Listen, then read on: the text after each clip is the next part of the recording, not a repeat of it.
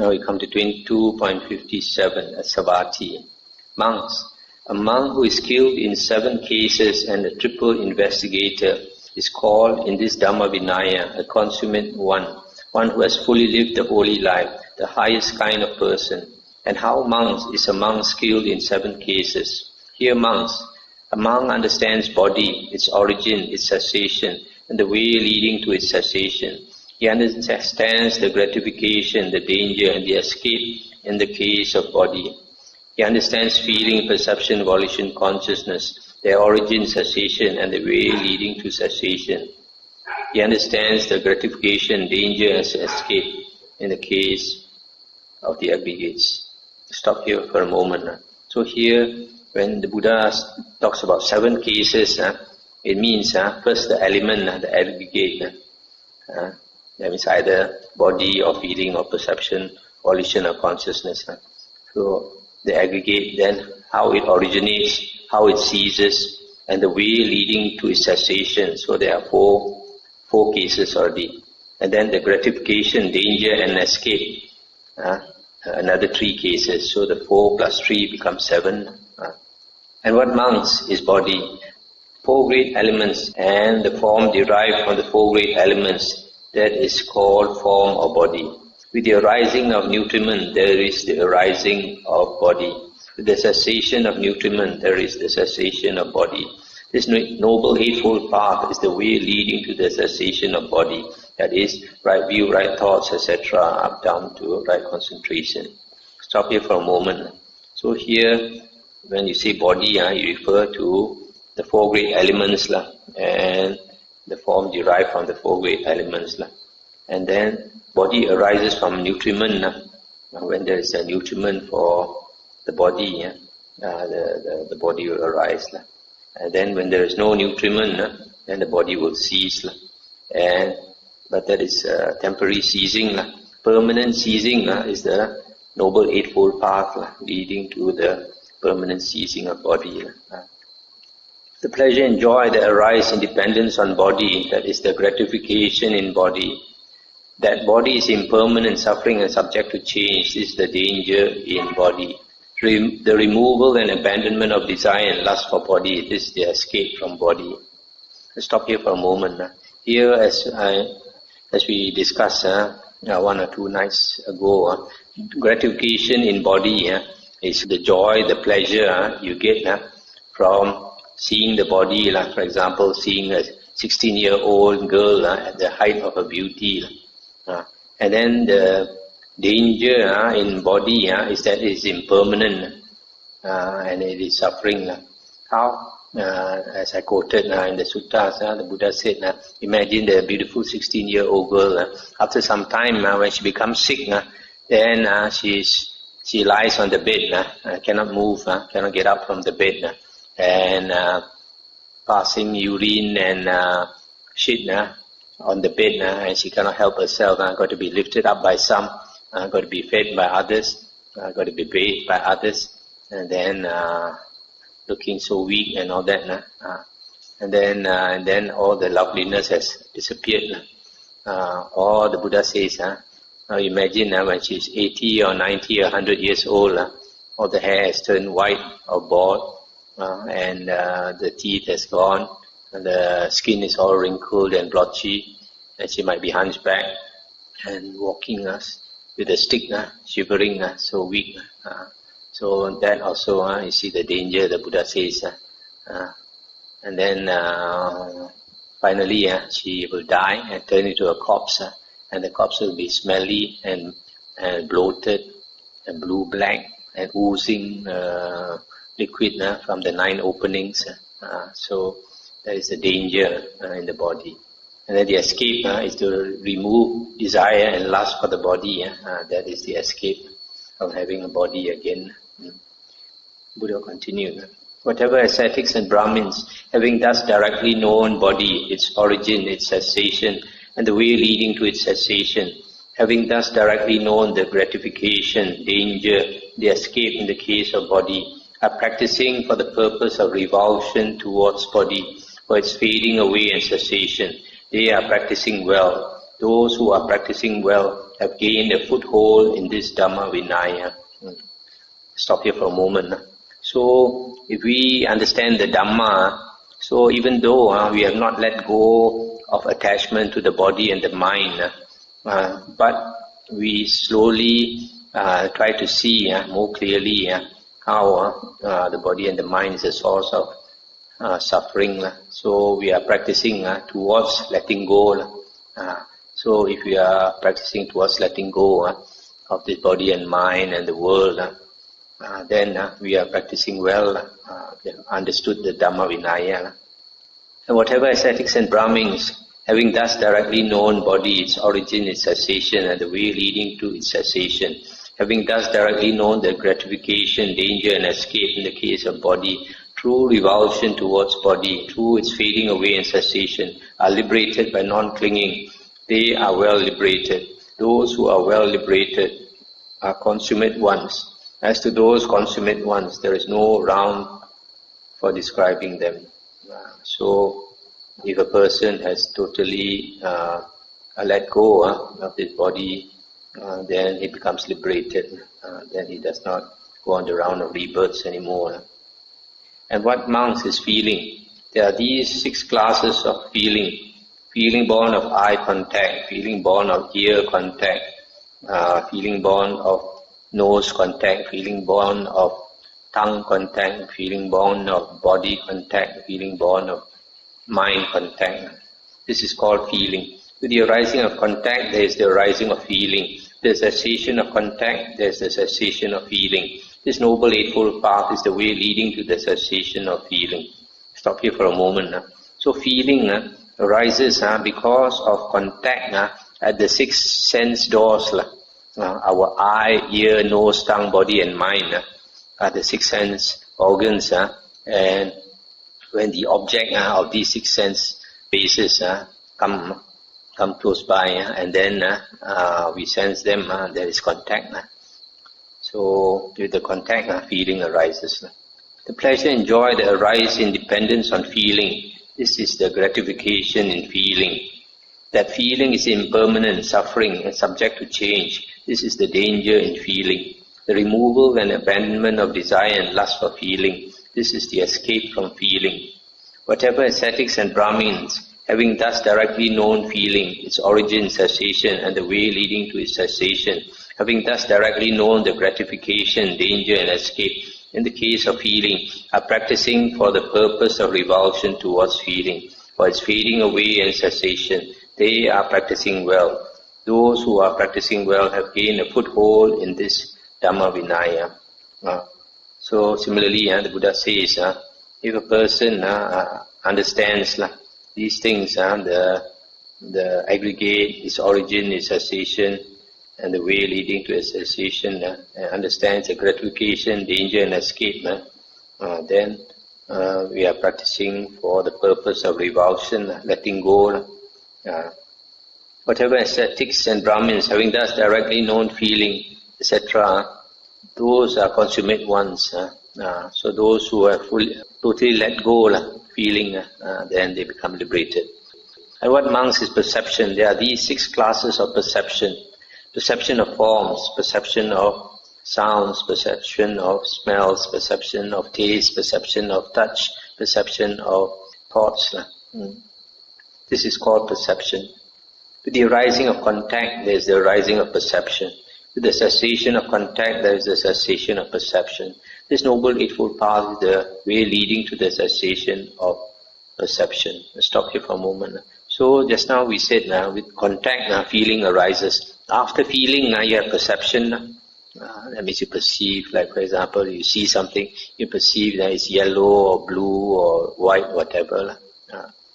The pleasure and joy that arise in dependence on perception, that is the gratification in perception. That perception is impermanent, suffering, and subject to change. This is the danger in perception. The removal and abandonment of desire and lust for perception, that is the escape from perception. Similarly, whatever ascetic and Brahmins understand this and they let go, they are consummate ones. And what monks are volitions? There are 6 classes of volition. Volition regarding forms, sounds, smells, taste, touch, and thoughts. This is called volition.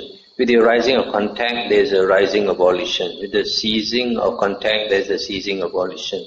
The Noble Eightfold Path is the way leading to the cessation of volition. The pleasure and joy that arise in dependence on volition, this is the gratification in volition. That volition is impermanent, suffering and subject to change, is the danger in volition. The removal and abandonment of desire and lust for volition, that is the escape from volition. And what is consciousness? There are these 6 classes of consciousness: eye consciousness, ear consciousness, nose consciousness, tongue consciousness, body consciousness, mind consciousness. This is called consciousness. The arising of mentality and materiality, nama rupa, there is the arising of consciousness. With the cessation of nama rupa, there is the cessation of consciousness. This Noble Eightfold Path is the way leading to the cessation of consciousness. Stop here for a moment. Consciousness is said to arise because of nama rupa, because as I mentioned before, consciousness and nama rupa. Consciousness, the Pali is vijnana. Nama rupa, the translation is mentality, materiality, and you can consider that to be phenomena. What consciousness is conscious of. When consciousness arises, it must be conscious of something. That something is nama rupa. So in English we call that phenomena. And these two, consciousness and mentality, materiality, they always rise together and cease together. They cannot exist one by itself. They must always exist together and cease together. They are a pair. Siamese twins joined to each other. The pleasure and joy that arise in dependence on consciousness, that is the gratification in consciousness. That consciousness is impermanent, suffering and subject to change. This is the danger in consciousness. The removal and abandonment of desire and lust for consciousness, that is the escape. Whatever ascetics and Brahmins, having thus directly known consciousness, its origin, cessation, way leading to its cessation, having thus directly known the gratification, danger and escape, the case of consciousness, are practicing for the purpose of revulsion towards consciousness, for its fading away and cessation. They are practicing well. Those who are practicing well have gained a foothold in this Dhamma Vinaya. Whatever ascetics and Brahmins, having thus directly known consciousness, its origin, cessation, and the way leading to its cessation, having thus directly known gratification, danger, and escape in the case of consciousness, through revulsion towards consciousness, through its fading away and cessation, are liberated by non-clinging. They are well liberated. Those who are well liberated are consummate ones. As to those consummate ones, there is no round for describing them. This in such a way that a monk is skilled in 7 cases. And how monks is a monk a triple investigator? Here monks, a monk investigates by way of the elements, by way of the sense basis, and by way of dependent origination. It is in such a way that a monk is a triple investigator. Monks, a monk who is skilled in these 7 cases and a triple investigator is called, in this Dhamma Vinaya, a consummate one, one who has fully lived the holy life, the highest kind of person. So here finally the Buddha says we should investigate by 3 ways. One is by way of the elements. The elements are the dhatus. We went through the Sangyutta called the Dhatu Sangyutta, I think it was chapter 14. And then the sense basis, we haven't come. That is chapter 35, Salayatana Sangyutta. And then the third one is dependent origination. That one we went through already, chapter 12, Nidana Sangyutta. So, although it does not mention, since he has already gone through just now, another way of investigating is the 5 aggregates. In fact, the 5 aggregates are the most important. And if we investigate the 5 aggregates, then we can become an Arya. So that's the end of the sutta.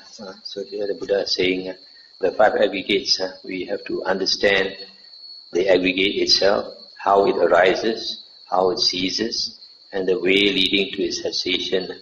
And also you have to understand the gratification, the satisfaction that comes from that aggregate, the danger in that aggregate, they escape from that aggregate. So these are the 7 cases. The next sutta is 22.58 at Savatthi. The Buddha said, monks, the Tathagata Arahant Sammasambuddha, liberated by non-clinging through revulsion towards body, through its fading away and cessation, is called a perfectly enlightened one. A monk liberated by wisdom, liberated by non-clinging through revulsion towards body, through its fading away and cessation, is called one liberated by wisdom. The Tathagata Arahant, perfectly enlightened one, a Sammasambuddha, liberated by non-clinging through revulsion towards feeling, perception, volition, consciousness, through the fading away and cessation, is called a Sammasambuddha. A monk liberated by wisdom, liberated by non-clinging through revulsion towards feeling, perception, volition, consciousness, through the fading away and cessation, is called one liberated by wisdom. Therein, monks, what is the distinction? What is the disparity? What is the difference between the Tathagata, Arahant, Sammasambuddha and a monk liberated by wisdom? Let's stop here for a moment. This is also one important sutta. So the Buddha is saying that a Buddha is liberated because of revulsion of the 5 aggregates, and he does not cling to the 5 aggregates. And the disciple, the Arahant disciple, it becomes liberated in the same way by understanding the aggregates and then becoming disenchanted with the aggregates, seeing revulsion and then stop clinging to them, and then he also becomes liberated. So here the Buddha is saying, what is the difference between a Buddha and his disciple liberated? You see, during the Buddha's time, the Buddha is called the Arahant, Tathagata, Sammasambuddha. The monk disciples are not called Arahants, The monk disciples are called monk liberated by wisdom, or a monk liberated by mind, or a monk liberated both ways. Both ways means liberated by wisdom as well as liberated by mind. So the Buddha only is called the Arahant, and then later people don't understand. Then they differentiate between the Buddha and the Arahant and say the Arahant has not finished his work, whereas the Buddha has finished his work. But we find in the suttas, the Buddha says, after you see the rest of the sutta, there's practically no difference between the Buddha and the Arahant disciple. And then the disciple said, Venerable Sir, our teachings are rooted in the Blessed One, guided by the Blessed One. Take recourse in the Blessed One. It would be good if the Blessed One would clear up the meaning of this statement. Having heard it from him, the monks will remember it. So here the Buddha is asking them, what's the difference between the teacher, the Buddha, and his disciple liberated by wisdom? And they could not explain, so they asked the Buddha to kindly explain. Then listen and attend closely, monks, I will speak. Yes, Venerable Sir, the monks replied. The Blessed One said, the Tathagata monks, Arahant Sammasambuddha, is the originator of the path unarisen before, the producer of the path unproduced before, the declarer of the path undeclared before. He is the knower of the path, the discoverer of the path, the one skilled in the path, and his disciples now dwell following that path and become possessed of it afterwards. This, monks, is the distinction, the disparity, the difference between the Tathagata, Arahant, Sammasambuddha, and a monk liberated by wisdom. That's the end of the sutta. So here the Buddha is saying that the Buddha is the one who first discovered the path. The path here means the Noble Eightfold Path. So the Noble Eightfold Path is a path that is practiced by all Buddhas and all Arahants. Anyone who wants to become liberated must practice this Noble Eightfold Path. This is the one and only way for liberation. Nowadays, people confuse learners by saying there are 84,000 Dhamma doors. The Buddha never mentioned even once that there are 84,000 Dhamma doors. The Buddha always says there's only one path to Nibbana, one path to liberation, Only one and no other path, and that is the Noble Eightfold Path.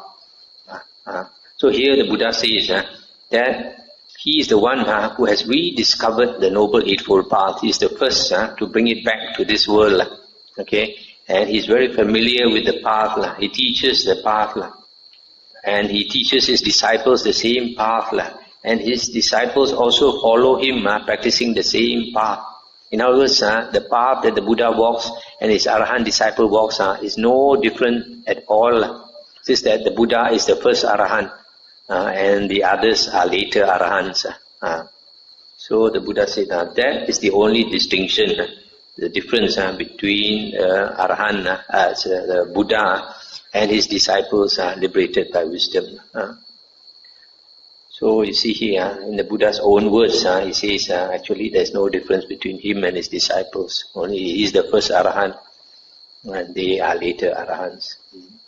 Well, nowadays people don't understand. They make such a big distinction between the Buddha and the Arahant disciples. And they come up with a lot of things that the Buddha never said before. All that rubbish which the Buddha said. It's not found in the original suttas. Those are the words of disciples. Things like paramis, that the Buddha cultivated paramis for such a long time.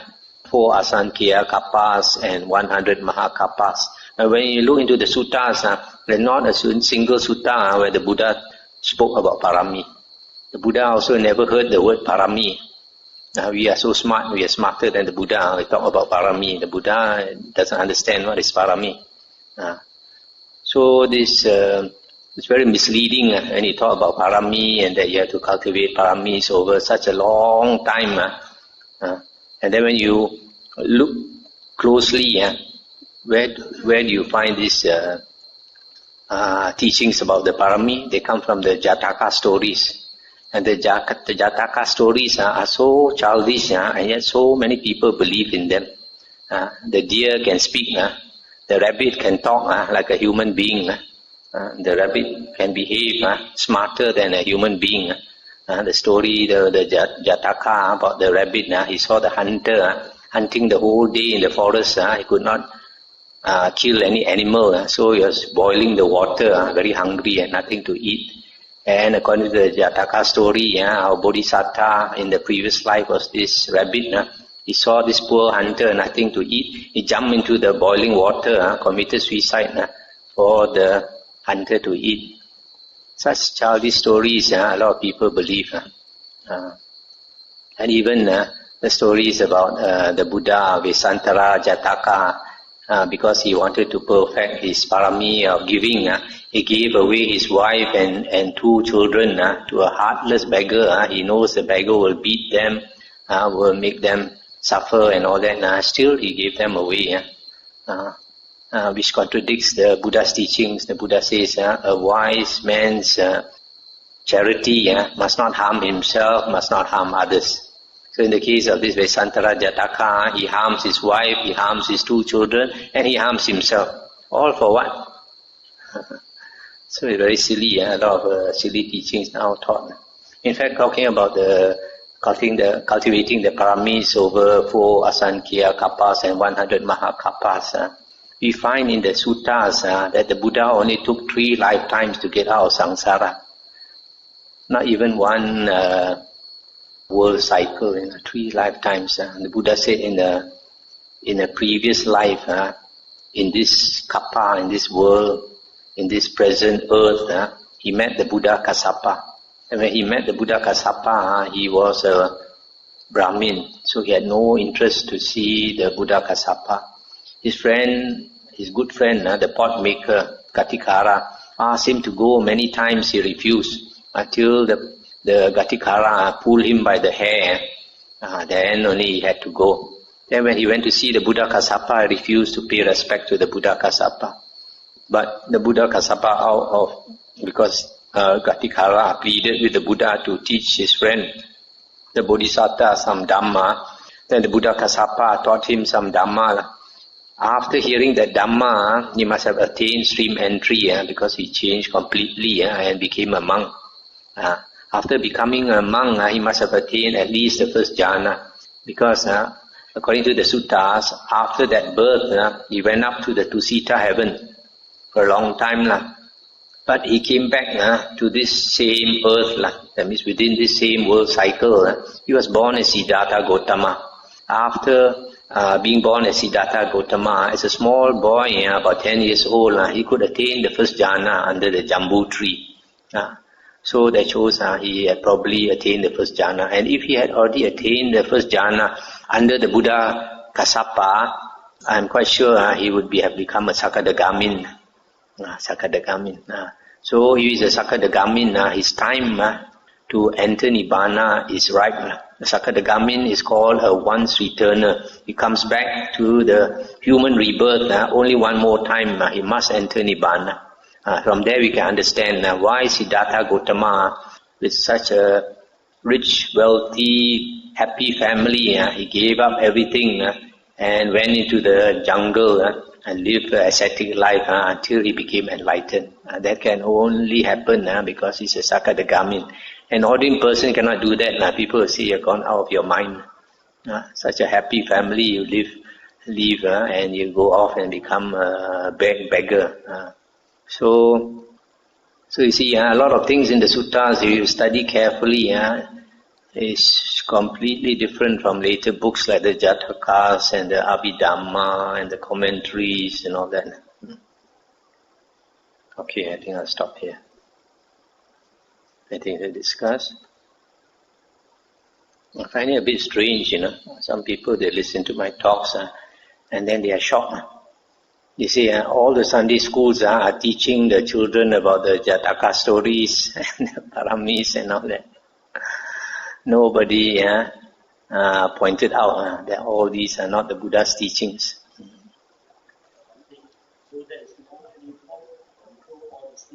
You see, we read the suttas about Mara Sangyutta. Mara is very powerful. So you cannot escape from me, you cannot escape from samsara.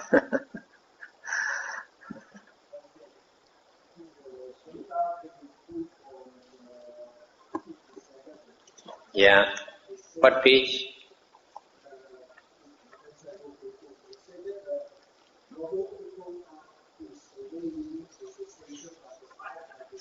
Yeah. When you practice the Noble Eightfold Path, you are practicing Sila, Samadhi and Panya. So when you have Samadhi, you will see things as they clearly, as they truly are. So you will understand the five aggregates as they truly are. So when you understand the five aggregates as they truly are, then you let go of the five aggregates. Yeah. Yeah. Yeah.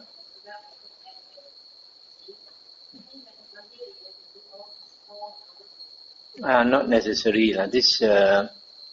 But then generally, if you study the Dhamma, then you study all. You will study the elements, you will study the six senses, you will study dependent origination, you will study the five aggregates, everything. But if you specialize in one, like for example, five aggregates, you understand it, and it's enough. Uh-huh. Mm-hmm. Yeah. Yes. Yes, you can use your own inclination, but one thing you have to bear in mind that they are quite related. Quite related. Yeah. Correct. Yes, yeah. Yeah, that's it.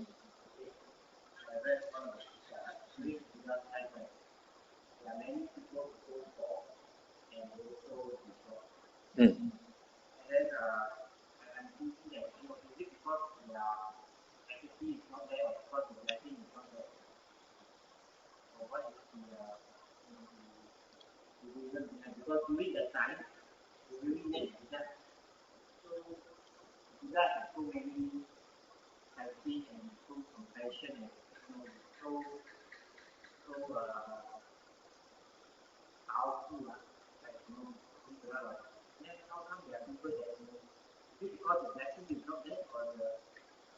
Even though during the Buddha's time, disciples of the Buddha disrobed, but I'm quite sure the percent is much less than now. Now, because the teacher is not Sama Sambuddha who can read your mind, so more people disrobe. And during the Buddha's time, those who disrobe, I think they don't have wisdom. Because we look into the cases, there was one, after he disrobed, he was talking bad about the Buddha. And he said, according to the sutta, it seems one of the reasons why he disrobed was that he kept asking the Buddha to show him psychic power. And the Buddha refused to show him psychic power, so he assumed that the Buddha had no psychic power. And then he said, those external ascetics are so ascetic, they practice all kinds of what we call ku sing, ascetic practices, austerities, whereas the Buddha never practiced. What he didn't realize was the Buddha had gone through all the austerities more than the ascetics, other ascetics. But because the Buddha found that they were quite useless, then the Buddha only adopted those that were beneficial, like eating one meal a day, going on alms round, wearing only one set of robes. So that the Buddha calls the middle path, but to some people it's already very ascetic. So if a person has got some Buddha as your teacher, and you still fail to make the grade, then there must be something wrong with you, not the teacher. Sometimes you find, like in the case I just mentioned just now, that guy had no wisdom at all. On the other hand, there are some like Devadatta. It was because of the ego and the greed for fame, for offerings. So it's mentioned in the sutta, because he showed his psychic power to the prince was so impressed. Every day offered him the 2 meals, breakfast and dinner, and each meal 500 dishes were offered to him. And if he had any decency in him, if he was really a monk, he would not want to accept 500 dishes every meal. For him to accept 500 dishes every meal shows that the ego is so big. He thinks he deserves it. So such a person, even before he left the Buddha already foresaw. That's why there's one sutta about the Buddha saying that different disciples of the various monks, they are the same type. Like those that follow Venerable Sariputta, all of great wisdom. Those that follow Mahamoggallana, all have great psychic power. Those that follow Mahakassapa, all very ascetic. The Buddha said, all those that follow Devadatta are all very greedy, evil desires. So that's why our motive in wearing the robe is very important. Different people come to wear the robe for different reasons. Because nowadays you find many they come to cari makan because they think go out and work it's very hard life. You have to slog, get scolded by the boss and all that, get a lot of pressure and all that. Here you just go on arms round and come back, do a bit of sweeping and then you can sleep, eat and sleep. Some people think like that. They don't know that all this is they are taking on a credit card. As one of the suttas say, Brother Ui pointed out, you haven't become an Arya, you don't deserve. So,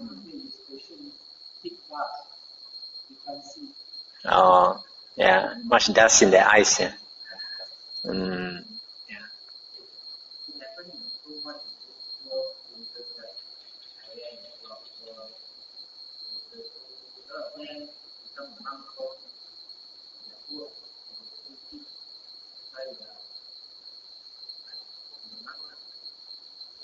Actually, during the Buddha's time also, because it's mentioned in the sutta that the Buddha taught the Dhamma, and then those people who have suffering in the world, then when the Buddha explains, then they see there's a way out.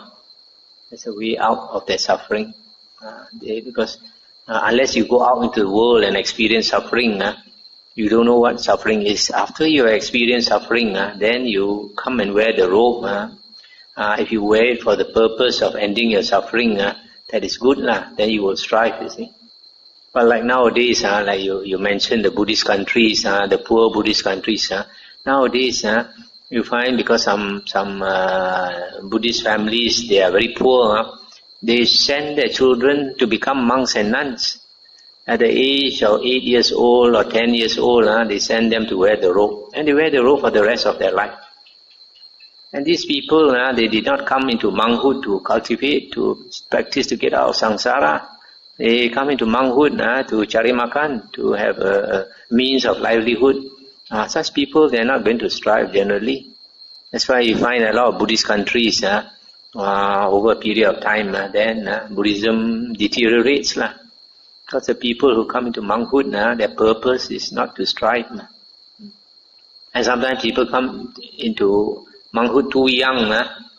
Later, they don't see suffering. They still think they want to enjoy some more. So then they disrobe. But if, say, they come into life, come into the robes after 30, then it's the best. I think, unless they are very gifted people, there are some, they come and within a short while, they attain Aryahood or Arahanthood. But those are exceptions. Generally, I think if a person has already worked for some time, has enjoyed some of the worldly pleasures, and then he comes and wears the robe, then he is no more, he doesn't have false ideas about the outside world. Whatever that needs to be enjoyed, he has already enjoyed it. Then he won't be easily attracted to the outside world. I see some Westerners, they come into monkhood very early. They go hitchhiking and they go to Thailand. They know about Buddhism suddenly. At the age of 20-something, very young, early 20s, they become a monk.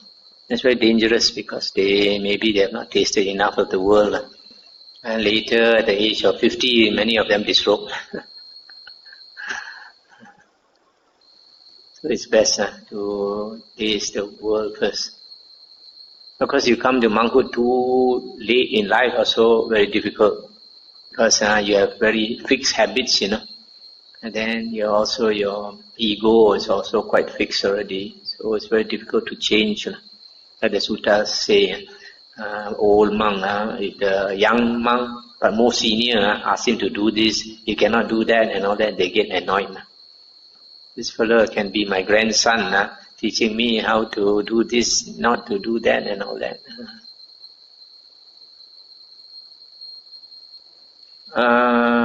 This forest tradition, there are good and the bad points about it. The good point is that it encourages a monk to live in the forest monastery, which is quite ideal for practice. But if a monk wants to progress, he must study the suttas. Definitely must study the suttas, otherwise he does not get right view. Recently I've heard about some very respected Thai Ajahn paying respect to some lay ascetic, which is quite surprising. So which the danger is if you don't study the suttas, then you don't get right view. But right view is the first factor of the Noble Eightfold Path that you must attain, because the suttas, there's one sutta, Majjhima Nikaya, Sutta 117, where the Buddha says the practice of the Noble Eightfold Path must start with right view. After you attain right view, that will bring you to right thoughts, which will bring you to right speech, which will bring you to right action, which will bring you to right livelihood, which will bring you to right effort, which will bring you to right recollection, which will bring you to right concentration. So it has to be practiced in that order. So if a person does not study the Buddha's words, then he follows his teacher, and his teacher does not have right view, so his disciple also does not have right view. And the danger I see nowadays, some of them are too proud of their tradition. Just because their teacher is famous, they rely on the name of their teacher. They don't understand our real teacher is not such a particular achan or a particular sayadaw, but the Buddha himself. The Buddha is our real teacher. So we must always go back to the Buddha. And also I see some monks in the forest tradition, sometimes they make a show of being ascetic. But sometimes some of their practice is actually wasting time. They go here, going there, they say on Tudong, but it's more like a sightseeing tour. They go here, they go all over the forest. I know one of our Malaysian monks, he stayed many years with a famous Thai Achan. Then when he came back, I asked him what method of meditation the teacher taught him. He said, no method. So you see, if the teacher doesn't teach you to meditate well, does not teach you the Dhamma, you follow such a teacher, go traveling in the forest and all that just to show how ascetic you are, there is no point. That is not what the Buddha taught. So to practice the Dhamma Vinaya, we must understand what is in the Dhamma, what is in the Vinaya. If you don't understand the Buddha's words in the Dhamma and Vinaya, then you are not practicing the Buddha's Dhamma Vinaya. You are practicing the Achan's Dhamma Vinaya or the Sayadaw's Dhamma Vinaya, which is not the Buddha's Dhamma Vinaya. So we must always go back to the Buddha. Can I translate it?